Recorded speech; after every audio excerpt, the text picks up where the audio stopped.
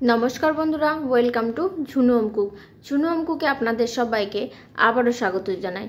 सबाई केमन आछेन बंधुरा? आशा करछि सबाई अनेक भालो आछेन, सुस्थ आछेन। चले एसेछि आबारो आपनादेर साथे रेसिपिर भिडियो शेयर करते। आज आमि आपनादेर साथे शेयर करब बरबटी आलुर एकटी रेसिपि। और এই রেসিপিটা भात रुटी परोटा सबकिछुर साथेई खेते पारबेन और एकटू अन्यरकम भावेई बानाबो और खेतेও अन्यरकम स्वाद होबे। चलुन ताहले देरी ना करे शुरू करी। आपनारा भिडियोटा देखते थाकुन रेसिपिर और संगे थाकुन। एखाने आमि बरबटी निये निয়েছি, तारपर आगे थेके धुए जल झरिए केटे निয়েছি। एकटू लम्बा करेই केटे निয়েছি, ठीक एरकम भावे खूब एकटा बेशी लम्बा करिনি। परिमाण मतो निये निয়েছি, आगे धुए तारपर केटे निয়েছি। और ये बरबटिर रेसिपिटार साथे आमी आलू देब।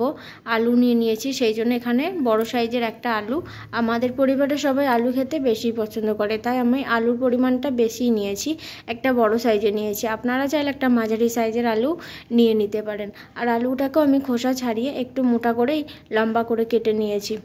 एखाने निয়েছি बाटा मशला। एखाने आछे जिरे, आदा, रसुन, पेঁয়াজ एबं तार साथे 4টে शुकनो लंका एकसाथेई आमी शिलबाटनाय बेटे निয়েছি। एबार आमी दिए दिচ্ছি धनियार गुঁড়ো और हलुदेर गुঁড়ো। एबार मशलाटाके एकटू जल दिए गुले नेब। बाटा मशला एबं गुঁড়ো मशला देওয়া হয়ে গেছে, सामान्य परिमाणे जल दिए मशलाटा गुले पाशे रेखे देब।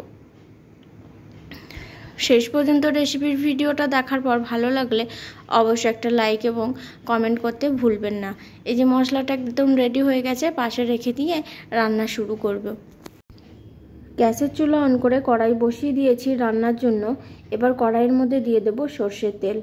যেসব বন্ধুরা নতুন আছেন এখনো এই চ্যানেলটিকে সাবস্ক্রাইব না করে থাকলে, আমার শেয়ার করা রেসিপির ভিডিও দেখতে চাইলে অবশ্যই চ্যানেলটিকে সাবস্ক্রাইব করে পাশে থাকবেন।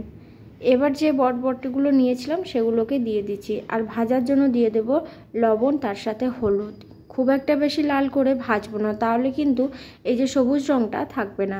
তাই লবণ এবং হলুদ দিয়ে কিছুক্ষণ ভেজে নেব, প্রায় 2 মিনিট মতো। তারপর আমি তুলে নেব। যেসব বন্ধুরা এই ছোট্ট চ্যানেলটিকে সাবস্ক্রাইব করে পাশে আছেন তাদেরকে অসংখ্য ধন্যবাদ জানাই। আর তার সাথে আমার একটা ছোট্ট ফেসবুক পেজ আছে বন্ধুরা, সেখানেও আমি কুকিং ভিডিও আপলোড করে থাকি। फेसबुक पेज থেকে আমার শেয়ার করা কুকিং ভিডিও দেখতে চাইলে অবশ্যই পেজটিকে ফলো করে পাশে থাকবেন।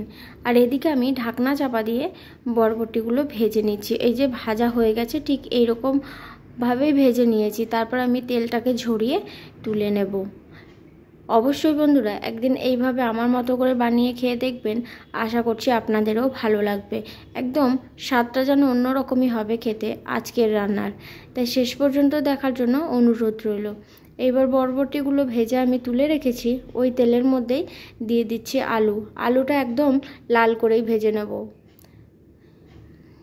আলু দেওয়া হয়ে গেছে, আলু ভাজার জন্য আলাদা করে লবণ আর হলুদ দিচ্ছি না, ওই তেলের মধ্যেই আলু দিয়ে লাল করে ভেজে নিতে হবে।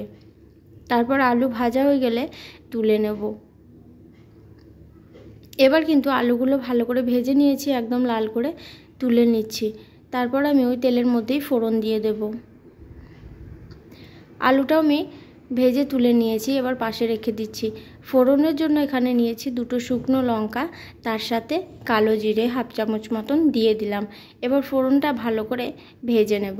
ফোড়ন একটু ভাজা হয়ে গেলে এখানে আমি একটা টমেটো নিয়েছি বড় সাইজের, দিয়ে দিলাম। টমেটোটা একটু ছোট করে কেটে নিয়েছি, আপনারা চাইলে গ্রেটারের মাধ্যমে গ্রেট করে দিতে পারেন। এবার টমেটোটা কিছুক্ষণ ভেজে নেব।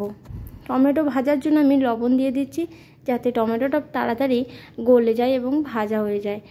লবণ দিয়ে টমেটোটা প্রায় কিছুক্ষণ ভেজে নেব। তারপর আমি দিয়ে দেব বাটা মশলা। টমেটোটা ঠিক এরকমভাবেই ভেজে নিয়েছি আর অনেকটা গলে গেছে। এবার বাটা মশলাটা দিয়ে দিলাম। বাটা মশলাটা দিয়ে খুব ভালো করে মশলার সাথে কষিয়ে নেব। 2টো ধাপে আমি মশলা কষিয়ে নেব। প্রথমে আমি টমেটোর সাথে দিয়ে বাটা মশলা দিয়ে কষিয়ে নিচ্ছি, তারপরে একটু তেল ছাড়তে শুরু করলে আবারও জল দিয়ে কষে নিতে হবে। তবেই কিন্তু এই রান্নাটার স্বাদ আরও বেশি হবে। এই যে টমেটোটা একটু কেটে কেটে দিচ্ছি যাতে মশলার সাথে ভালোভাবে মিশে যায়। এবার হালকা হালকা তেল ছাড়তে শুরু করেছে। এবার মশলার বাটিটা ধুয়ে জল দিয়ে দিলাম। জল দিয়ে মশলাটা ভালো করে কষিয়ে নেব।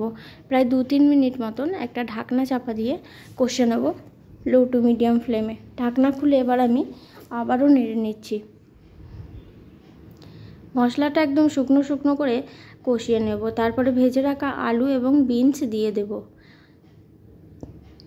এবার দিয়ে দিচ্ছি আলু, তার সাথে বিনসটাও আমি দিয়ে দেব।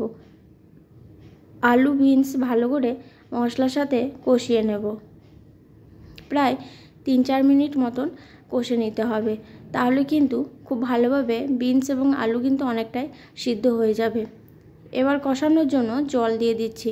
কিছুটা পরিমাণে জল দিয়ে মশলার সাথে ভালো করে মিশিয়ে ঢাকনা চাপা দিয়ে একদম লো ফ্লেমে 3-4 মিনিট মতন কষে নেব। বাকি লবণটা এবার আমি দিয়ে নিচ্ছি। এখানে আর কোনো রকম ঝাল লঙ্কার গুঁড়ো ব্যবহার করছি না, যেহেতু শুকনো লঙ্কা 4টে আমি বেটে দিয়েছিলাম।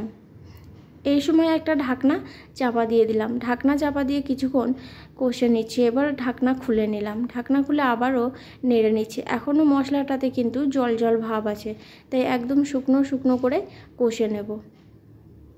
শেষ পর্যন্ত রেসিপির ভিডিওটা দেখার পর ভালো লাগলে অবশ্যই একটা লাইক করবেন।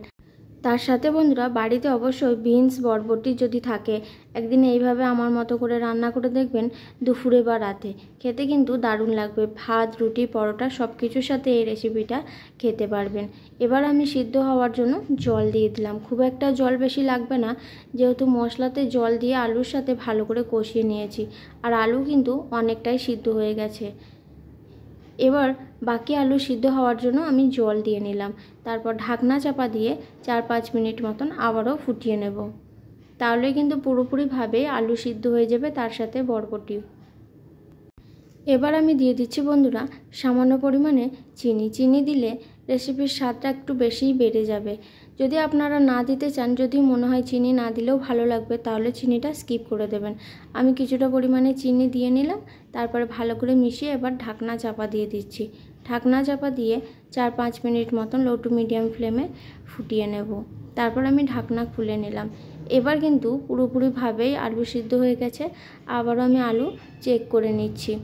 সবার শেষে সামান্য পরিমাণে গরম মশলা আর ধনেপাতা কুচি দিয়ে গ্যাসের ফ্লেমটা বন্ধ করে দেবো 1 মিনিট মতন ফুটিয়ে। তাহলে কিন্তু তৈরি হয়ে যাবে বরবটি আলুর দারুণ স্বাদের একটি রেসিপি। আশা করছি রেসিপির ভিডিওটা ভালো লেগেছে। আজকের মতন এখানেই শেষ করছি বন্ধুরা। দেখা হবে পরবর্তী আবার কোনো রেসিপির ভিডিওতে। ততক্ষণ সবাই সুস্থ থাকুন, ভালো থাকুন। শেষ পর্যন্ত রেসিপির ভিডিওটা দেখার জন্য অসংখ্য ধন্যবাদ।